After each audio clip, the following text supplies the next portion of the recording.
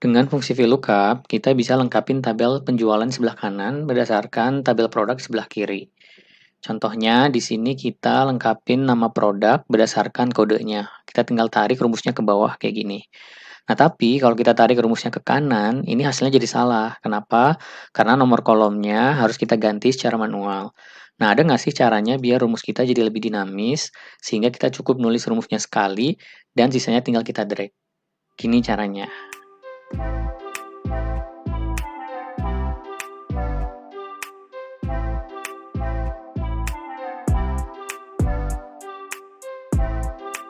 Di video ini, gue akan assume kalau kalian udah ngerti rumus VLOOKUP. Kalau belum, kalian bisa cek video gue yang pertama di channel ini ya. Di sana dijelasin lengkap gimana cara kerja fungsi VLOOKUP. Buat bikin rumus VLOOKUP ini jadi dinamis, selain parameter ketiga, kita juga mesti merhatiin parameter pertama dan kedua. Yuk kita bahas. Parameter pertama, di sini kalau kalian perhatiin, gue tambahin tanda dolar di nama kolomnya ya, kolom H. Kenapa? Ini supaya pada saat kita geser rumusnya ke kanan, bagian ini nggak berubah nih. Jadi kalau kalian lihat di sini, dia masih tetap mengacu ke kolom H, yaitu kolom kode produk gitu ya. Sementara angka 6 ini nggak gue kasih tanda dolar, biar pada saat kita drag rumusnya ke bawah, dia berubah gitu kan. Karena di sini pun kodenya berubah gitu kan. Jadi setiap baris kan punya kodenya masing-masing. Jadi gue emang pengen pada saat ini di drag ke bawah, bagian ini berubah. Tapi kalau ditarik ke kanan, bagian kolomnya nggak usah berubah gitu. Dia tetap mengacu ke kolom H. Nah, itu yang pertama. Kemudian yang kedua, ini adalah table array atau data range yang tabel referensinya ya, yang jadi referensi. Nah, di sini gue nggak pakai alamat selnya seperti biasa ya. Jadi A5 kan harusnya A5 dan sampai D15 gitu. Nah, gue nggak pakai cara ini, tapi gue kasih nama data range tersebut. Jadi kalau kita blok ini, kalian lihat di sini, ini di name box-nya ada nama dari data range tersebut, yaitu produk. Nah, ini praktis karena gue nggak perlu isi lagi misalnya A5 sampai berapa nih tadi, D15 gitu. Gue cukup sebut nama produknya aja, nama data range-nya gitu, yaitu produk, sorry. Jadi, pada saat kita drag ke bawah, drag ke kanan, gue tetap mengacu ke produk aja.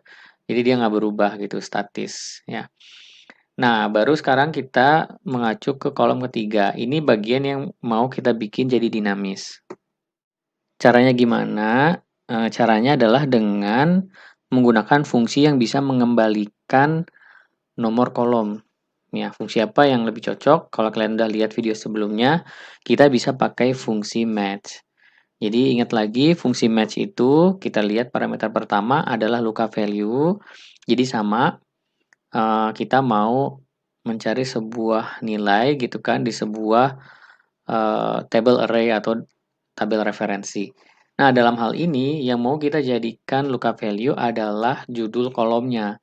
Karena kita mau bikin si Excel ini cari tahu kolom yang kita maksud itu ada di urutan keberapa. Jadi dia harus bisa mencari berdasarkan judul kolomnya.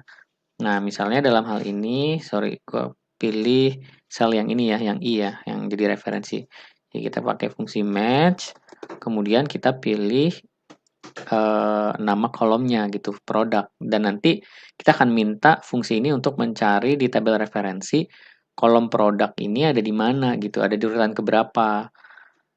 Jadi setelah itu untuk lookup array-nya kita nggak perlu blok semua, tapi kita cukup blok nama-nama kolomnya aja. Dan ini harus dipastikan sama ya dengan urutan dari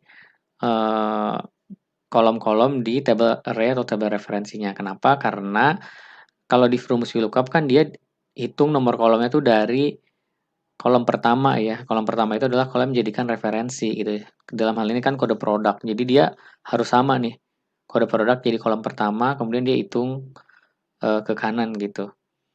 Setelah itu kita ketik koma dan isi match code-nya harus selalu 0, ini recommended. Setelah itu udah kita bisa enter. Ini hasilnya masih sama ya.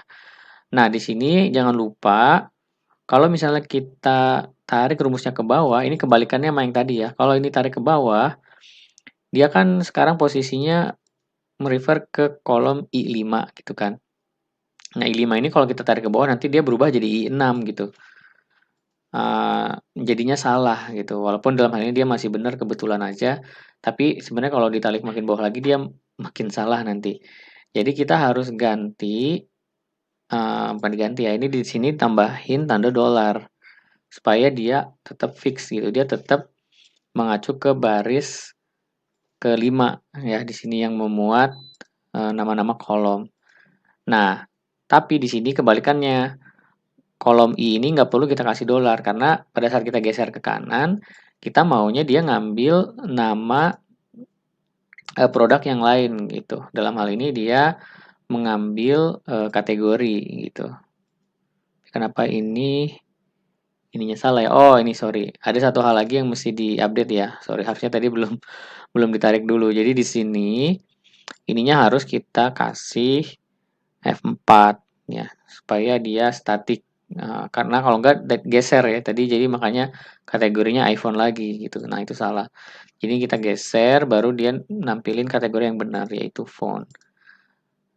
Nah, ini udah selesai nih. Kita bisa tarik rumusnya ke bawah, kemudian kita tarik rumusnya ke kanan, dia dapat harga jual yang benar, kita tarik lagi ke bawah, dia dapat semua kategori dan harga jual yang benar.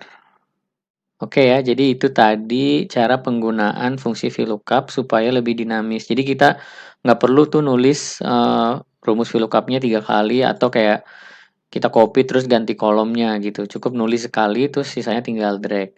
Nah, ini kita tinggal copy aja formatnya ya biar pakai format currency yang ada rupiahnya gitu.